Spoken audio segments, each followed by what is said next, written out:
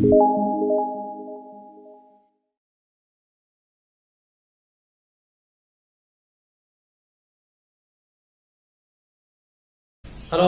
very nice good morning all of you. Again, this is Satyendra Verma. We have already meeting in previous videos. So first of all, please like and subscribe my channel and share my efforts. So today I would like to discuss about Lord Curzon Shiksha Niti. It's a very interesting topic in new endeavor of elementary education, यानी कि प्रारंभिक शिक्षा के नवीन प्रयास में ये भी एक बहुत ही इंटरेस्टिंग या रुचिपूर्ण विषय है और बहुत सारी जानकारियां हैं, ज्ञान से भरपूर है, जानने लायक है, जानना जरूरी है। हम लोगों ने पहले वाली वीडियो में देखा हंटर कमीशन देखा, उसके पहले वुड के चार्ल्स वुड की घोषणा पत्र के बारे में भी देखा, उसके पहले हमने मैकाले की शिक्षा नीति के बारे में देखा, उससे पहले 1813 आज्ञा पत्र के बारे में देखा। जितनी भी योजनाएं भारत देश में लागू होती चली गई, ये हर योजना एक दूसरी योजना से प्रेरित होकर व एक दूसरी योजना को संशोधित करके नई योजना को क्रियान्वित कराने की कोशिश की गई थी, नई योजना को लागू करने की कोशिश की गई थी। भारतीय अर्थव्यवस्था को नई नीति के रूप में संचालित करने की कोशिश की गई थी और भारतीय अर्थव्यवस्था के नवीनीकरण के साथ साथ में शिक्षा नीति को भी नवीनीकृत करने की कोशिश की गई, जिससे भारतीय चूंकि ब्रिटिश ईस्ट इंडिया कंपनी में बहुत ही उनका एक ही उद्देश्य था कि व्यापार करना और व्यापार करने के साथ में पूरे भारतवर्ष में एकाधिकार के रूप में राज करना। क्योंकि 31 दिसंबर 1600 में British east India company Bharat में आ चुकी थी, तो जिनका उद्देश्य था, और इस तरह से हम कह सकते हैं कि लगभग 300 वर्ष के ज्यादा ब्रिटिश ईस्ट इंडिया कंपनी ने भारत में राज किया, 15 अगस्त 1947 तक, बल्कि 1949 तक ब्रिटिश ईस्ट इंडिया कंपनी के अधिकारी यहाँ पर रहे। क्योंकि भारत देश के आजाद होने के बाद में 2 वर्ष के बाद में कुछ यहाँ से अधिकारी गए और भारत 15 अगस्त 1947 में पूरी तरह से ब्रिटिश ईस्ट इंडिया कंपनी अपने अपने देश में वापस बल्कि इंग्लैंड लौट चुकी थी, लेकिन कुछ अधिकारी 1949 तक भारत में कार्यरत रहे। तो आप प्रारंभिक शिक्षा नवीन प्रयास को देख रहे हैं, जो कि शिक्षा के प्रारंभिक स्तर से लेके प्रत्येक स्तर पर सुधार करने की कोशिश की गई थी। और ब्रिटिश ईस्ट इंडिया कंपनी में शिक्षा के क्षेत्र में अगर अध्ययन करेंगे तो, और हम अध्ययन करते आ रहे हैं, तो शिक्षा के क्षेत्र में नई नई क्रांतियां देखने को मिली और ये क्रांतियां ऐसी गतिशील हुई कि भारत आज के टाइम पर पूरे विश्व में अद्वितीय है। और इसे थोड़ा सा पहले देखेंगे, जैसे हम पहले भी चर्चा कर चुके हैं कि प्राचीन भारतीय शिक्षा सभ्यता में अगर झांकेंगे देखेंगे तो नालंदा विश्वविद्यालय और तक्षशिला विश्वविद्यालय जो पूरे विश्व में एक विश्व विरासत के रूप में विख्यात हो चुके थे, हर देश से बल्कि पूरे विश्व से भारत में शिक्षित होना चाहता था, क्योंकि उस टाइम बौद्ध शिक्षा का बहुत अच्छा प्रचलन था। बौद्ध शिक्षा में शिक्षा के साथ साथ में युद्ध कौशल का भी बहुत अच्छा अध्ययन हुआ करता था। तो इसी नीति के तहत ब्रिटिश ईस्ट इंडिया कंपनी यानी कि विदेशी बहुत ज्यादा प्रभावित थे, क्योंकि भारतीय संस्कृति बहुत ही प्रभावित थी और विश्व में अमिट छाप छोड़ रखी थी और ऐश्वर्य के रूप में भी धनी थी। पूरा विश्व में यहाँ भारत देश में घूमना चाहता था। और आज की जो स्थिति है, भारत विश्व विरासत के रूप में छाया हुआ है। हर विदेशी, हर देश का नागरिक भारत में घूमना चाहता है। हर देश और हर क्षेत्र से संबंधित भारत से संबंध बनाना चाहता है, चाहे वो कृषि से संबंधित हो, चाहे वो व्यापार से संबंधित हो, चाहे वो खेल जगत से संबंधित हो। जैसा खेल जगत की अगर बात करेंगे तो भारत आज के टाइम पर पूरे विश्व में अद्वितीय है, यानी कि बीसीसीआई जो है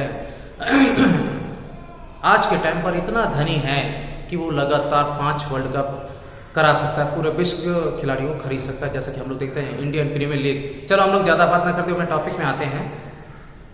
तो इस तरह से हमने पहले भारतीय अर्थव्यवस्था को प्राचीन भारतीय अर्थव्यवस्था से आधुनिक अर्थव्यवस्था को जोड़ने की अभी फिलहाल हमने छोटी सी समरी में कोशिश की। तो चलिए हम लोग अब प्राचीन भारतीय शिक्षा में पहुंचकर फिर से अध्ययन करने की कोशिश करते हैं। तो जैसा कि हम लोगों ने देखा कि 17 जुलाई 1854 में वुड का घोषणा पत्र आया, उससे पहले मैकाले की शिक्षा नीति आई और वुड के घोषणा पत्र के बाद में हंटर कमीशन आया। हंटर कमीशन में भी बहुत सारा अच्छा प्रयास हुआ प्राथमिक स्तर, माध्यमिक स्तर और हायर एजुकेशन को भी प्रमोट अच्छे से किया गया, क्योंकि यहाँ से हाई स्कूल लेवल से इंग्लिश को कंपलसरी करने के बाद में हायर एजुकेशन को अच्छे से प्रमोट किया गया। हालांकि दोष यहाँ पर भी देखने को मिले कि दोष क्या थे कि शिक्षा, क्योंकि 1858 में भारत के विभिन्न प्रांतों में शिक्षा विभागों का गठन हो चुका था, स्थापना हो चुकी थी। उन्हीं के आधार पर हंटर कमीशन ने क्षेत्रीय कार्यालयों को शिक्षा संस्थानों को अधीन कर दिया, जिला बोर्डों के अधीन कर दिया गया, नगर पालिका कार्यालय के अधीन कर दिया गया, शिक्षा विभागों के अधीन कर दिया गया। तो ये दोष था, क्योंकि सबकी अलग अलग नीति थी, सबकी अलग अलग योजना थी, तो इस तरह से एक विश्वसनीयता कम देखने को मिली। तो इस तरीके से भारत में शिक्षा का स्तर जो था दोषपूर्ण थोड़ा सा रहा हंटर कमीशन में, लेकिन हालांकि बहुत ही सराहनीय प्रयास किए थे। तो अलग अलग संगठन के योजना होने की वजह से थोड़ी सी अनियमितता देखने को मिली। इसी योजना का पुनः समीक्षा की गई तो सन 1899 में लॉर्ड कर्जन आए, भारत में आए गवर्नर जनरल बन के। इस तरह से उसी योजना का समीक्षा करके भारत में उसी शिक्षा नीति को फिर से इन्होंने समीक्षा की और नए सुझाव दिए, नई सिफारिशें दी। इस तरह से और हायर एजुकेशन को प्रमोट करने के लिए भारत का पहला विश्वविद्यालय आयोग बना। तो आज का टॉपिक हमारा है, हम लोग डिस्कस करते हैं लॉर्ड कर्जन की शिक्षा नीति। चलिए देखते हैं। क्योंकि इस टॉपिक में भारतीय विश्वविद्यालय आयोग का भी जिक्र है। क्यों? क्योंकि भारतीय विश्वविद्यालय भारत का पहला भारतीय विश्वविद्यालय आयोग बना, जो कि 1904 में। तो लॉर्ड कर्जन की शिक्षा नीति में इनका जो प्रमुख उद्देश्य था, विश्वविद्यालय स्तर पर शिक्षा को प्रोत्साहन देना।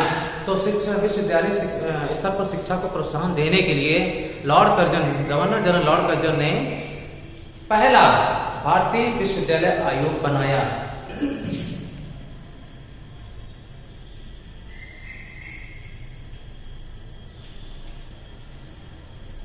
क्योंकि लॉर्ड कर्जन के जो नीतियां थी, जो सुझाव थे, सिफारिशें थी, उन सुझाव या सिफारिशों में ये बिंदु सबसे प्रमुख है, क्योंकि हायर एजुकेशन के रूप में उन्होंने विशेषता ध्यान दिया। क्यों? क्योंकि विलियम हंटर कमीशन के आयोग में जो आयोग बना था, जो सिफारिशें हुई थी, दी गई थी, सुझाव दिए गए थे, तो उसमें क्या उन्होंने देखा, अनियमितता देखी कि भारतीय वासियों का बौद्धिक व नैतिक विकास करने के साथ साथ में शिक्षा नीति के तहत उन्होंने रटने पर जोर दिया कि क्योंकि भारतीयों का उन्होंने पाया कि भारतवासियों का बौद्धिक विकास कम हो रहा है, बल्कि रटने पर जोर ज्यादा दिया जा रहा है, ज्ञान को रटने पर जोर ज्यादा दिया जा रहा है। और हालांकि नवीन परीक्षा प्रणाली हंटर कमीशन में लागू की गई, तो उन्होंने देखा परीक्षा प्रणाली पर विशेषतः भारत में जोर दिया जा रहा है। तो इस तरह से देखेंगे 1904 में बना लॉर्ड कर्जन शिक्षा नीति के जो योजनाएं थी, प्रस्ताव थे, तो ये बहुत ही निरंकुश शासक थे और अंग्रेजी के प्रकांड विद्वान थे, बिल्कुल मैकाले की तरह। मैकाले की शिक्षा नीति के तहत ही मैकाले की शिक्षा नीति को अध्ययन करके, बल्कि लॉर्ड मैकाले की तरह इन्होंने काम किया, क्योंकि लॉर्ड मैकाले भी एक निरंकुश शासक था, प्रकांड अंग्रेजी का विद्वान था, बहुत ही विद्वान और प्रसिद्ध शिक्षा शास्त्री था। इसी तरह लॉर्ड कर्जन भी अंग्रेजी के प्रकांड विद्वान थे और निरंकुश शासन थे। और योग्य भारतीयों पर योग्य भारतीयों को इन्होंने कम हस्तक्षेप कराया, जबकि हंटर कमीशन हमने देखा वायसराय लॉर्ड अर्पण के निर्देशन में देखा कि उन्होंने भारतीयों का हस्तक्षेप कराया, लेकिन लॉर्ड कर्जन ने भारतीयों का हस्तक्षेप नहीं कराया। इन्होंने भारतीयों की अवहेलना की, अपेक्षा की और इस तरह से कह सकते हैं इन्होंने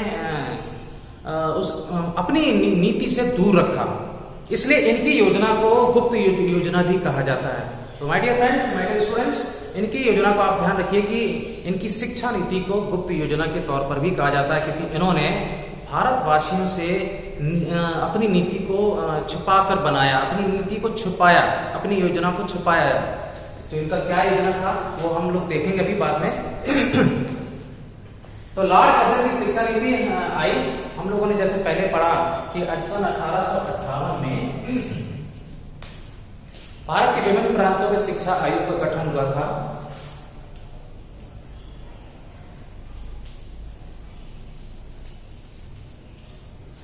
शिक्षा आयोग बने और हंटर कमीशन में इन्हीं शिक्षा आयोगों और जिला बोर्डों, नगर पालिका बोर्डों या जिला क्षेत्रीय कार्यालयों के माध्यम से शिक्षा संस्थानों को गतिशील कराने की कोशिश हो रही थी। अलग अलग नीति, अलग अलग योजनाओं के माध्यम से शिक्षा संस्थानों को चलाने की कोशिश हो रही थी। जिस तरह से भारतीय क्या थे, भ्रम में थे, तो इस तरह से विश्वसनीयता की अनियमितता के रूप में देखा गया। तो ये दोष था। तो इसी पर संशोधन करके लॉर्ड कर्जन ने नई नीति बनाई और देखिए वो हम लोग देखते हैं कि किस तरीके से नई नीति बनाई। आइए देखते हैं।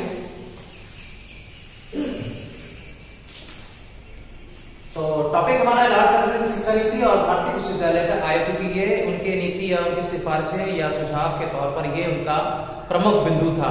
तो आगे हम लोग अध्ययन करेंगे किस तरीके से प्राथमिक स्तर पर, माध्यमिक स्तर पर और कृषि क्षेत्र पर और विश्वविद्यालय स्तर पर लॉर्ड कर्जन ने अपनी सिफारिशें दी, सुझाव दी। हाँ, वो निरंकुश शासक थे, लेकिन भारत को विकास करने में या भारतीय अर्थव्यवस्था को सुधार करने में उन्होंने अद्वितीय योगदान दिया। हालांकि तो उनका योगदान काफी था। तो इस तरह से हम कह सकते हैं भारत में क्रांति बहुत देखने को मिली, क्योंकि उस टाइम भारत में धार्मिक शिक्षा का प्रचलन था। विभिन्न धर्म से संबंधित लोग अपने ही धर्म तक सीमित थे। तो ब्रिटिश ईस्ट इंडिया कंपनी, जो कि उनका जो एनवायरनमेंट था वो लंदन एजुकेशन सिस्टम के तहत था और वही सिस्टम यहाँ पर लागू करना चाहते थे। भाई जैसे हम लोग अपने आप पर ही बात करें तो जैसे हम लोग का हर किसी के अंदर एक नेचर होता है। हम टीचर हैं, सभी टीचर बनते हैं, तो हर टीचर के पास एक स्पेशल एक क्वालिटी होती है। डिग्री सभी के पास होती है, लेकिन क्वालिटी हर टीचर की अलग अलग होती है। तो जो टीचर के पास क्वालिटी होती है वो टीचर जो है डिलिबरेट या इम्प्लीमेंट एजुकेशनल प्रोसेस के तहत अपनी क्वालिटी को इम्प्लीमेंट करना चाहता है, इम्प्लीमेंट करता है। तो हर टीचर इसी तरह से ब्रिटिश ईस्ट इंडिया कंपनी की जो क्वालिटीज थी, जो उनके पास स्किल्स थी, वो इंडिया में भी रेगुलेट करना चाहते थे। तो लंदन की आदर्श शिक्षा प्रणाली के तहत भारत में भी लंदन की आदर्श शिक्षा प्रणाली लागू करना चाहते थे। तो इसी के तहत भारत में कई सारा बदलाव देखने को मिला और आज हम उसको देख ही रहे हैं। जो ऐसी कई व्यवस्थाएं हैं जो ब्रिटिश कालीन युग से चलती आ रही हैं और आज भी संचालित है। भारत आज के टाइम पर भारत अपने आप में एक आत्मनिर्भर देश है, विकासशील देश है। आज पूरी तरह से भारत का एकाधिकार आधिपत्य है। अब इस भारत देश में पूरा कोई भी देश इंटरफेयर नहीं कर सकता, हस्तक्षेप नहीं करता। आज के टाइम पर हम पूरी तरह से स्वतंत्र हैं। तो हम लोग अध्ययन करेंगे लॉर्ड कर्जन की शिक्षा नीति के बारे में कि इन्होंने शिक्षा नीति के तहत किन किन संसाधनों के माध्यम से या संसाधनों की सहायता से शिक्षा, चूंकि उद्देश्य था शिक्षा नीति में सुधार कराना, तो शिक्षा नीति के प्रत्येक स्तर पर किस तरीके से सुझाव दिया, सिफारिश की और पुरानी वाली योजना के तहत समीक्षा करके नए योजना को लागू किया। आइए देखते हैं हम लोग।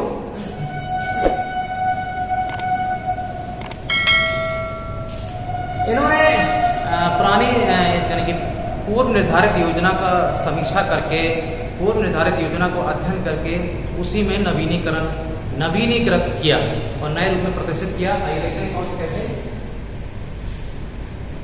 सबसे पहले इनका जो बिंदु था, सबसे पहले उन्होंने जो पाया किस पर जोर देना चाहिए, तो उन्होंने सबसे पहले देखा कि शिक्षा में दोष है। तो शिक्षा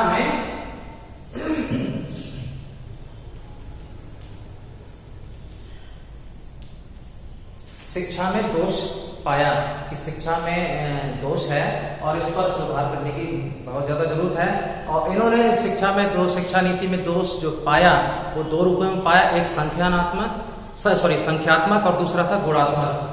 तो इसको हम लोग देख लेंगे इस तरीके से। इन्होंने इस तरह से भारतीय योजना को, पूर्व निर्धारित योजना को लागू करने के लिए उस पर समीक्षा के आधार पर दोष देखा कि शिक्षा नीति में किस तरीके से सुधार करने की जरूरत है। तो उन्होंने दोष देखा शिक्षा में दोष है कि उस टाइम 19वीं शताब्दी के अंत में जो भारतीय की स्थिति थी उसमें स्थिति बहुत सारा उसमें अनियमितता देखने को मिली। तो इसके तहत उन्होंने उस अनियमितता को यहाँ पर प्रदर्शित करने की कोशिश की। वो दो रूपों प्रदर्शित किया। पहला था संख्यात्मक के रूप में और दूसरा था गुणात्मक के रूप में। तो उन्होंने संख्यात्मक के रूप में अध्ययन किया। तो उन्होंने देखा, सर्वे किया, जैसे मैकाले ने पूरे भारतवर्ष में सर्वे किया था, पूरे भारतवर्ष को देखा, समझा और भारतीय अर्थव्यवस्था, भारतीय शिक्षा, भारतीय व्यापार की स्थिति और भारतीय सभ्यता की स्थिति, धर्म का प्रचार, जो भी वगैरह वगैरह जो सारी चीजों को अध्ययन करने के बाद में लॉर्ड मैकाले ने नीति को लागू किया था। ठीक उसी तरह से लॉर्ड कर्जन ने भी इसी तरह से समीक्षा करके, अध्ययन करके शिक्षा के क्षेत्र में दोष पाए, संख्यात्मक के रूप में और गुणात्मक के रूप में। इन्होंने यहाँ पर देखा कि भारतीय शिक्षा में भारी दोष है और जो कि इसमें देखा कि 60% विद्यालयों की स्थापना नहीं हो रही है। 60% विद्यालयों की 60% विद्यालय नहीं है, अर्थात हम कह सकते हैं कि 5 में से 60% विद्यालय नहीं है। और सर्वे के अकॉर्डिंग देखो, क्योंकि सर्वे आज के टाइम पर हम लोग रिसर्च करते हैं, उसमें कई सारी चीजें आती है, एक्शन होता है, बेसिक होता है, अप्लाइड रिसर्च के थ्रू हम लोग स्टडी करते हैं कि किस फील्ड में क्या क्या चेंज किया जा सकता है। तो इसी के तहत, क्योंकि ब्रिटिश ईस्ट इंडिया कंपनी यानी कि लंदन एजुकेशन सिस्टम में उस टाइम पर, उस युग में रिसर्च था, जो भी उस युग में भारतीय शिक्षित होना चाहते थे वो विदेशों में जाकर शिक्षा ग्रहण की। और ऐसे कई विद्वान हैं भारत में, डॉक्टर B.R. अम्बेडकर हो गया, डॉक्टर APJ अब्दुल कलाम हो गए और कई लोग हैं, ऐसे कई विद्वान हैं, इंदिरा गांधी होगी। इस तरीके से विश्व विरासत के रूप में आज के टाइम पर प्रमाणित है और बल्कि विश्व विरासत के रूप में सुरक्षित है। Doctor B.R. अम्बेडकर हो गए, न्यूयॉर्क में पार्लियामेंट में उनका पीछे स्टैच्यू बना होता है। और लगभग कनाडा में भी इनकी, क्योंकि इनको विश्व ज्ञान का प्रतीक माना है। और इस तरीके से पूरा ब्रिटिश ईस्ट इंडिया कंपनी जानता था कि भारत विद्वानों से धनी है, भारत में कई विद्वान हैं। तो चलिए हम लोग देखते हैं लॉर्ड कर्जन की शिक्षा नीति के बारे में कि उन्होंने जब सर्वे किया, फील्ड सर्वे किया, तो उन्होंने पाया कि 60% विद्यालय नहीं है, या हम कह सकते हैं कि 5 में से 4 विद्यालय हैं। 5 स्थानों का सर्वे किया, उन्होंने पाया कि 5 जगह में से 4 ही विद्यालय हैं। और 75% बालक, इस तरह कहेंगे 75% बालक जो बिना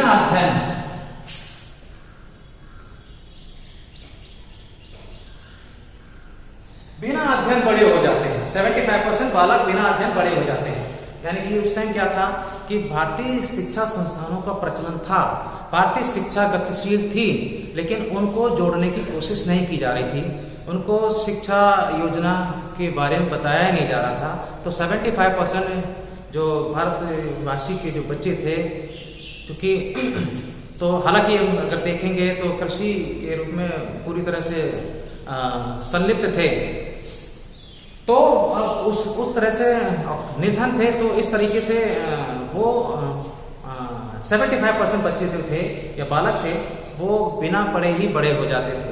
यानी कि 4 में से 3 बालक शिक्षा ग्रहण करते थे। रेशियो 3 इसके तहत 4 में से 3 बालक शिक्षा ग्रहण करते थे। और 97.5%, आपको नहीं देखा होगा, आगे लोग देखते हैं, इसी में याद है कि 97.5%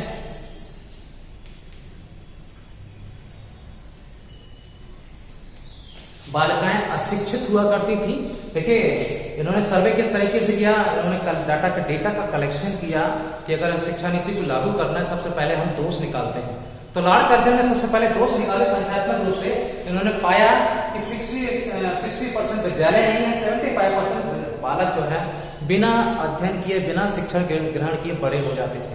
यानी कि 4 में से 3 बच्चे शिक्षा ग्रहण करते थे। और 97.5%, या हम कहते हैं कि 40 का रेशियो यानी 40:1 विश्वविद्यालय स्तर पर 40 विद्यालय में जो सर्वे हुआ तो उन्होंने पाया कि एक ही बालिका, प्रत्येक विद्यालय में एक ही बालिका अध्ययन कर रही है। ठीक है, तो एक ही तो इस तरह से स्त्री शिक्षा को प्रमोट तो किया जा रहा था पहले, लेकिन उस तरीके से उनको प्रोत्साहित नहीं करने की कोशिश नहीं हो पा रही थी। तो उन्होंने पाया कि 40:1 के तहत कि प्रत्येक विश्वविद्यालय में एक ही बालिका अध्ययन कर रही है। तो 97.5% बालिका अध्ययन कर रही है, नहीं कर रही है 97.5%। तो चलिए हम लोग ये देखा, तो उन्होंने पाया कि अब उन्होंने इस अध्ययन के तहत संख्यात्मक रूप से देखा कि हमको विद्यालय जो नहीं है, विद्यालयों की स्थापना करना जरूरी है। दूसरी बात उन्होंने देखा कि बालक अध्ययन जो नहीं कर रहे हैं उनको हम शिक्षा नीति के या शिक्षित करने की कोशिश कराएंगे, क्योंकि भारत में स्वतंत्रता की आग जल चुकी थी, स्वतंत्र होना चाहते थे, लेकिन ब्रिटिश ईस्ट इंडिया कंपनी का जो प्रयास था वो सराहनीय था कि भारत में शिक्षा संस्थानों की स्थापना करना। तो लॉर्ड कर्जन निरंकुश जरूर थे, लेकिन शिक्षा क्षेत्र में इन्होंने अद्वितीय योगदान दिया। तो इन्होंने दूसरे सर्वे के अकॉर्डिंग बताया कि 75% बालक जो बिना अध्ययन किए ही बड़े हो रहे हैं, तो उनको शिक्षा से जोड़ने की कोशिश की जाए। तीसरा पॉइंट जो था संख्यात्मक रूप में हम लोगों ने देखा कि 97.5% बालिकाएं शिक्षित नहीं हो रही हैं, वो नहीं शिक्षित नहीं हो पा रही हैं। 40:1 का रेशियो के तहत उन्होंने देखा कि विश्वविद्यालय स्तर पर एक बालिका अध्ययन कर रही है। तो इस तरीके से हम लोगों ने देखा कि संख्यात्मक रूप से। अब हम लोग देखेंगे गुणात्मक रूप में। अभी हम लोगों ने संख्यात्मक रूप से सर्वे के अकॉर्डिंग जो आंकड़े पाए उनका अध्ययन किया। अब हम गुणात्मक रूप से अध्ययन करेंगे। इसमें उन्होंने देखा कि हंटर कमीशन में परीक्षा प्रणाली लागू हो चुकी थी, अनुदान प्रणाली लागू हो चुकी थी। परीक्षा प्रणाली के तहत उन्होंने पाया कि यहाँ पर परीक्षा कराने का अधिक जोर दिया जा रहा था, ना कि ज्ञान का सही प्रचार कराने का। अपितु हम कह सकते हैं कि परीक्षाओं पर बालकों को, बच्चों को पास कराने की कोशिश की जा रही थी और सही ज्ञान देने की कोशिश नहीं हो पा रही थी। मूल्यांकन कराना जरूरी है। ब्रिटिश ईस्ट इंडिया कंपनी ने देखा कि मूल्यांकन करना जरूरी है। अगर हमें शिक्षा के स्तर पर सुधार करना है, शिक्षा के स्तर पर विकास करना है, तो मूल्यांकन की उपयोगिता है। तो उन्होंने हंटर कमीशन ने मूल्यांकन को लागू किया, क्योंकि परीक्षा प्रणाली के तहत लागू हुआ। तो चूंकि हम कह सकते हैं परीक्षा प्रणाली को दूसरे शब्दों में मूल्यांकन ही कहा जाता है। तो इस तरह से उन्होंने पाया कि परीक्षा प्रणाली पर अधिक जोर दिया जा रहा है, परीक्षा प्रणाली पर अधिक महत्व दिया गया है। इस सर्वे के अकॉर्डिंग गुणात्मक अध्ययन में उन्होंने पाया कि परीक्षा प्रणाली में अधिक महत्व दिया गया, ना कि सही ज्ञान प्रसार करने में। और दूसरी पॉइंट इन्होंने गुणात्मक के रूप में देखा कि भारतीयों का बौद्धिक विकास, नैतिक विकास नहीं हो पा रहा था, क्योंकि रटने पर जोर दिया जा रहा था। उनको जबरदस्ती रटने पर जोर दिया जा रहा था कि आप शिक्षित होइए, रटिए, इसको पढ़िए, लेकिन उनका बौद्धिक विकास नहीं हो पा रहा था। जबकि हंटर कमीशन ने बौद्धिक विकास करने, क्योंकि उसमें उन्होंने हंटर कमीशन में एक दोषपूर्ण सुझाव दिया था कि भारतीयों का बौद्धिक विकास और नैतिक विकास करना ही नहीं, बल्कि ऐसे व्यक्तियों का निर्माण करना है जो ब्रिटिशकालीन उद्देश्य को मजबूती प्रदान करें, सुदृढ़ बनाएं। यानी कि सरकारी पुर्जे के तौर पर उनको शिक्षित करने की कोशिश की जाए। उनको अब आप समझ सकते हैं कि यहाँ पर क्या, अब आप समझ रहे हैं, बल्कि समझ भी चुके होंगे कि यहाँ पर उन्होंने हंटर कमीशन ने उनको शिक्षित जबरदस्ती कराया और बल्कि अपनी योजना से जो जुड़ाव कराया और अपनी योजना को लागू करने के लिए भारतीयों का हस्तक्षेप कराया। हालांकि हंटर कमीशन ने कई भारतीयों का हस्तक्षेप कराया और 30 सदस्यीय समिति में 7 भारतीय सदस्यों का योगदान को प्रकाशित कराया। लेकिन अब देखिए, लेकिन उनका जो प्लान था इनडायरेक्टली भारतीयों को मिलाना और अपने उद्देश्य को संचालित कराना। तो इसी तहत उन्होंने पाया कि परीक्षा प्रणाली पर अधिक जोर दिया गया। ये एक दोष गुणात्मक रूप में देखा और दूसरा उन्होंने देखा कि भारतीयों का बौद्धिक विकास नहीं हो पा रहा था, बल्कि रटने पर जोर दिया जा रहा था, जैसे हमने आपको अभी थोड़ी देर पहले बताया। तो इस तरीके से भारतीयों के इस तरीके से भारतीयों का शिक्षा क्षेत्र में जो भाषाएं थी उसकी अपेक्षा की जा रही थी उसको दरकिनार किया जा रहा था, और बल्कि अंग्रेजी भाषा को प्रोत्साहन दिया गया, अंग्रेजी पाश्चात्य भाषा को प्रोत्साहित किया गया। तो ये गुणात्मक रूप में उन्होंने अध्ययन किए। अब आगे हम लोग देखेंगे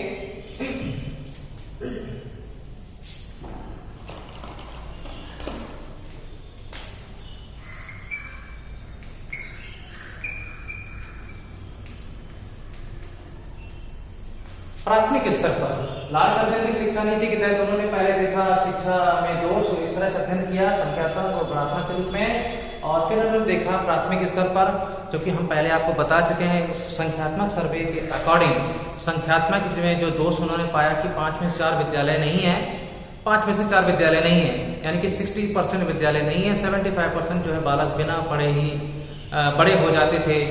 क्यों बड़े हो जाते थे? क्योंकि उनको शिक्षा नीति से जोड़ने की कोशिश कराई नहीं है। भारतीय भाषाओं की अवहेलना की गई, भारतीय भाषाओं की अपेक्षा की गई। तो इस स्तर पर जैसे हम कह सकते हैं कि प्राथमिक स्तर भारतीय भाषाओं को प्रोत्साहित कराने की कोशिश की लॉर्ड कर्जन ने। और दूसरी तरफ बात कह सकते हैं कि ज्ञान का भारतीय भाषाओं के माध्यम से ज्ञान का प्रचार प्रसार कराया। तो ये था प्राथमिक स्तर पर। तो उन्होंने लॉर्ड कर्जन ने पूरी तरह से जोर दिया कि प्राथमिक स्तर पर भारतीय भाषाओं के माध्यम से ही शिक्षा को प्रचलित कराया जाए। हालांकि हायर एजुकेशन में इन्होंने अंग्रेजी भाषा को ही प्रोत्साहित किया, लेकिन भारतीय प्राथमिक स्तर पर क्योंकि उच्च शिक्षा प्राप्त कराना है, तो अगर प्राथमिक स्तर उन्होंने पाया कि प्राथमिक स्तर अगर कमजोर रहेगा तो हम भारतीयों को या अन्य लोगों को हम शिक्षा नीति के तहत जोड़ नहीं पाएंगे, क्योंकि यूरोपीय बच्चे भी थे। इसलिए उन्होंने प्राथमिक स्तर पर भारतीय भाषाओं के माध्यम से शिक्षा को अनिवार्य के रूप में संचालित कराने की कोशिश की, भारतीय भाषाओं को प्राथमिक स्तर पर जोड़ने की कोशिश की। आगे हम लोग देखेंगे माध्यमिक स्तर।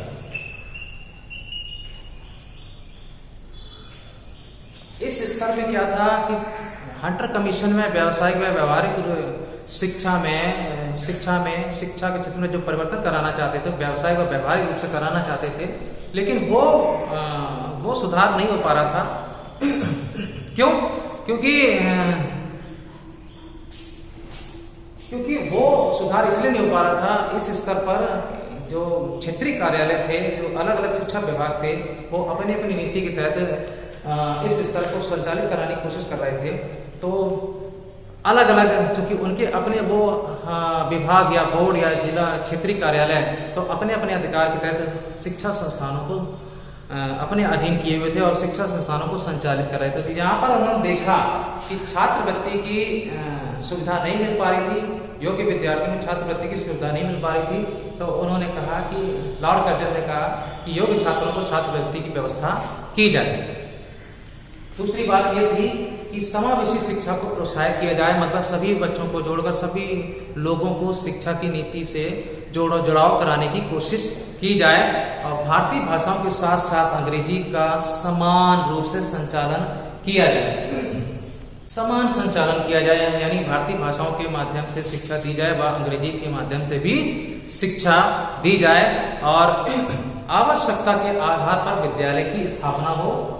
क्योंकि हंटर कमीशन ने या बोर्ड के घोषणा पत्र में जो क्रमबद्ध शिक्षा प्रणाली लागू की गई थी उस प्रत्येक स्तर पर ध्यान न देकर केवल हायर एजुकेशन को प्रमोट किया गया था।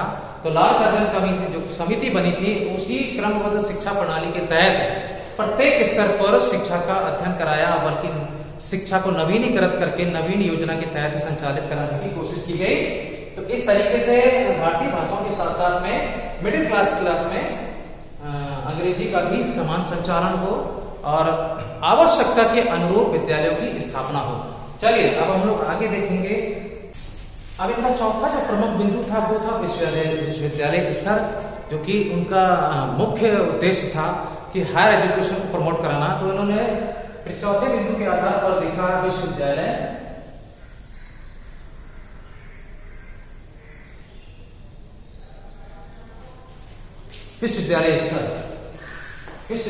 स्तर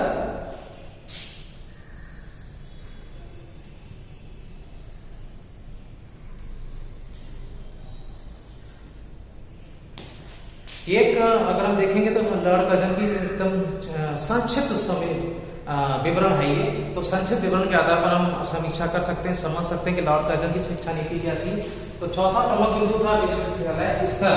तो इन्होंने विश्वविद्यालय शिक्षा को बढ़ावा देने के लिए 11 मार्च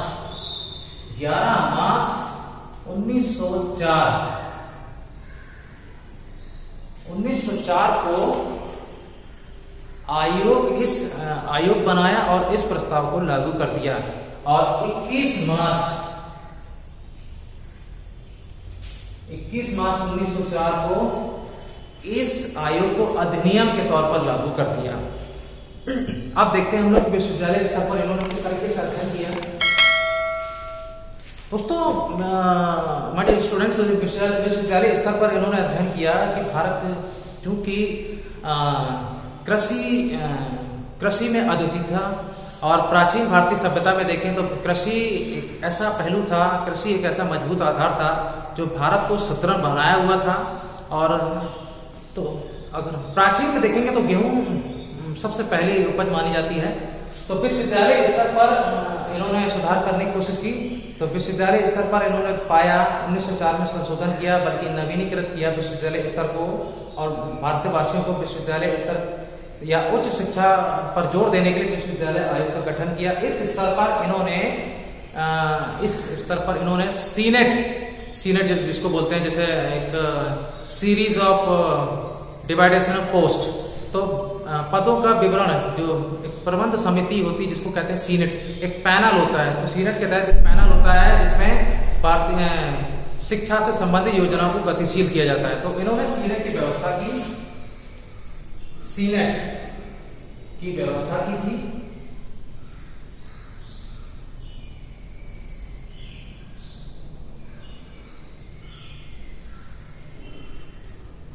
सीनेट की व्यवस्था की जिसमें विश्वविद्यालय स्तर पर योग्य भारतीयों के माध्यम से। अच्छा, एक बात और है कि यहाँ पर केवल दो भारतवासियों का केवल हस्तक्षेप था, और जो कि प्रमुख थे। एक थे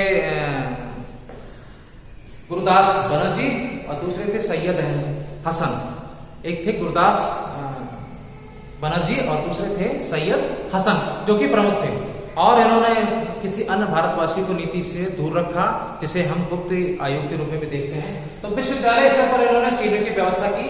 और सीनेट की व्यवस्था के हम समझ सकते हैं कि सीनेट में पैनल होता है, एक प्रबंध समिति होती है जिसके तहत विश्वविद्यालय स्तर को संचालित करने की व्यवस्था की जाती है। जैसे हम लोग आज के टाइम पर देख रहे हैं अपने विश्वविद्यालय, किसी विश्वविद्यालय में आप देखोगे तो वहां पर वाइस चांसलर, कुलपति और उप कुलपति, रजिस्ट्रार, सचिव, कुल सचिव, तो इस तरीके से, और एचओडी, वरिष्ठ प्रोफेसर, तो इस तरीके से ये जो पदों का विवरण है तो इस युग से चला आ रहा है। तो ये लंदन एजुकेशन सिस्टम की तर्ज पर विश्वविद्यालय स्तर में प्रबंध का जो पैनल बनाया जाता है, तो विश्वविद्यालय स्तर का जो पैनल है ये लंदन एजुकेशन सिस्टम के तहत ही आज भी चल रहा है। तो चलिए अब हम लोग देखते हैं, विवरण के तौर पर देखेंगे, आगे देखेंगे। कहते हैं माय डियर स्टूडेंट, अभी हम लोगों ने संक्षिप्त रूप से लॉर्ड कर्जन की शिक्षा नीति को समझा। अब हम उसी नीति को विस्तृत रूप से समझने की कोशिश करेंगे। लॉर्ड कर्जन ने कब किस योजना को लागू किया।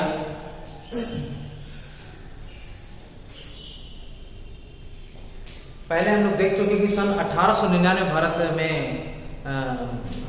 लॉर्ड कर्जन वायसराय बनकर, गवर्नर जनरल बनकर भारत देश में आए सन 1899 में।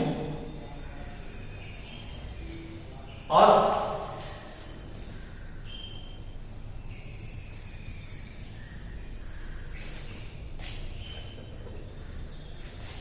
इसके तहत हम लोगों ने देखा कि सर लॉर्ड कर्जन शिक्षा नीति जो बनी थी, या लॉर्ड कर्जन का जो कार्यकाल था वो सन 1899 से लेके 1905 में था। और सन 1800 में भारत के गवर्नर जनरल बनकर आई, गवर्नर जनरल बनकर भारत में आए। और अब हम देखेंगे कि इन्होंने कब और किन किन योजनाओं का गठन किया। अब हम इसको समझने की कोशिश करेंगे और नोट करते चलेंगे। तो सन 1901 में, क्योंकि ब्रिटिश ईस्ट इंडिया कंपनी जानती थी कि भारत कृषि के क्षेत्र में अद्वितीय है, क्योंकि पूरा विश्व इससे प्रभावी था और पूरा विश्व जानता था कि भारत कृषि क्षेत्र में विश्व विरासत से जुड़ा हुआ है। विश्व विरासत में अगर देखें या भारत की विरासत से देखें तो कृषि एकमात्र ऐसा पहलू है जो विरासती तौर पर चला आ रहा है। तो ब्रिटिश ईस्ट इंडिया कंपनी के जो वायसराय थे लॉर्ड कर्जन, इन्होंने 1901 में उसी कृषि शिक्षा को प्रोत्साहित करने के लिए व कृषि को प्रोत्साहित करने के लिए सिंचाई आयोग का गठन किया सर कॉलिन मॉर्फिट के अध्यक्षता में, और कृषि शिक्षा को भी बढ़ावा दिया। इस तरह से आगे देखेंगे सन 1902 में पुलिस आयोग का गठन किया। देखिए ब्रिटिश ईस्ट इंडिया कंपनी के बारे में अगर स्टडी करेंगे हम लोग तो लगभग जितने भी डिपार्टमेंट में हैं, जितने भी चेंज इंडिया में होते आ रहे हैं, अब पहले से ही वो स्थापित हो चुके थे। हम लोगों ने अभी देखा कि पुलिस आयोग का गठन सन 1902 में हुआ। सर एंड्रू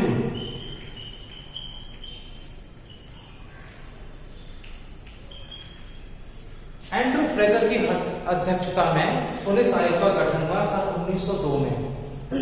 देखा आप लोगों ने दोस्तों। और इसी टाइम पर रेलवे बोर्ड की स्थापना हुई।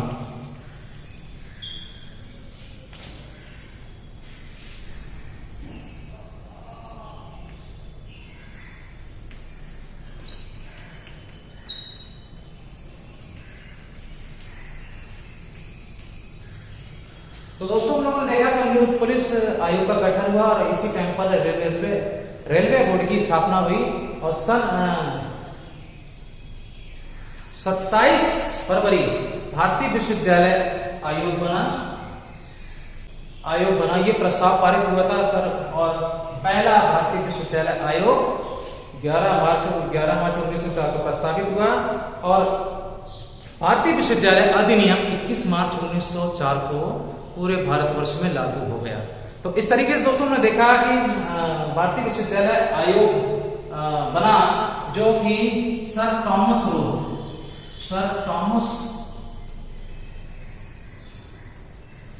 रो की अध्यक्षता में बना। चलिए अब आगे देखेंगे। और सन 1904 में पुरातत्व विभाग की स्थापना हुई और 1905 में, हालांकि ये इस योजना के बारे में हंटर कमीशन में भी जिक्र हो चुका था। हंटर कमीशन ने इस योजना को मुक्त कराया था बोर्ड के घोषणा पत्र से, और जिसको हम कहते हैं वर्नाक्यूलर योजना थी, उसको ब्रेक करके भारत में प्रेस का मुक्तिदाता के रूप में विलियम हंटर को जाना जाता है। तो इस तरीके से भारत में पेपर वगैरह छपने लगे थे।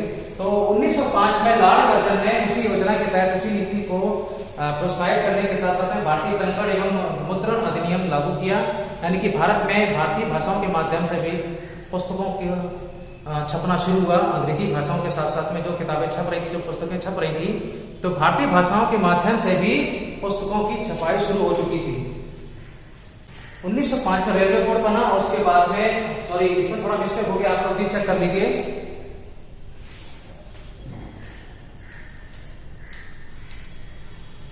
और सन 1899 में ये भारतीय टंकण एवं मुद्रण अधिनियम संचालित हुआ, जो सभी स्तर पर, देखिए हंटर कमीशन में अनुदान प्रणाली लागू थी, जिसमें सरकारी कर्मचारियों को जो सरकार के अधीन होकर कार्य कर रहे थे, तो उनके लिए वेतन आयोग का भी गठन हुआ था। उसी वेतन आयोग के तहत सरकारी कर्मचारी को प्रोत्साहित करने के लिए वेतन की व्यवस्था की गई थी। तो अनुदान प्रणाली के तहत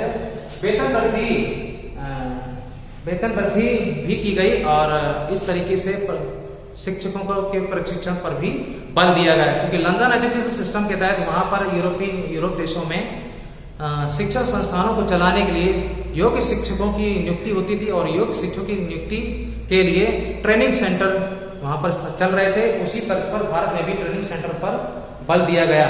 आगे हम लोग देखेंगे और इस तरह से हम कह सकते हैं कि लॉर्ड कर्जन की जो नीति थी वो कठोर थी और अंग्रेजी के तौर पर वो प्रमुख अंग्रेजी के तौर पर प्रोत्साहन करना चाहते थे। अब आगे हम देखेंगे 1901 में